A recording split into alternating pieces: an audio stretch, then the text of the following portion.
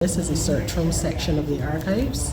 So this section would facilitate genealogical research, which is family history research, also administrative research, which is work-related research, as well as academic research, that is school-related research, right? So it would show, this exhibition will show a wide cross-section of records, varying record formats in terms of what we keep on paper and parchment, optical disc media, photographic media like microfilm and microfiche. You would see a juxtapositioning of the size of the records in terms of this book, which is Barbados Slave Bank Accounts Register, as well as which is very huge. In comparison to a Barbados almanac, which is really, really tiny, right? So it would show some of those records that persons usually consult during their time spent here in the search room section of the archives department.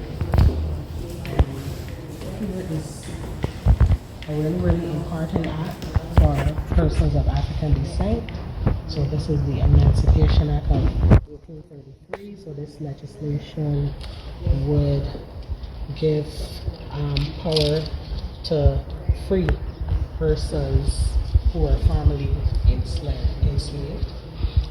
Socioeconomic class would not just turn up at a funeral, they would wait to be invited. So the family of the deceased would issue these funeral invitation cards to their close friends and relatives, requesting attendance at the funerals.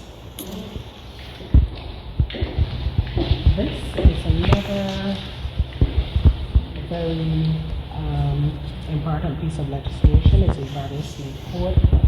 It's an act for the better ordering and governing of Negroes, 1661. A very, very horrible act that talks about breaking and governing and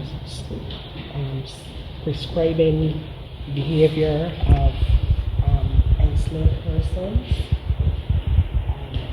Persons referred to it as a code noir. Not a nice piece of legislation, but important, in terms of seeing how far we came as our ancestors as family enslaved persons. So this is a levy book showing the number of slaves and mills owned by Abraham Cumberbatch, who happened to be an ancestor of the famous actor Benedict Cumberbatch of 12 Years a Slave. And he was also a Marvel superhero.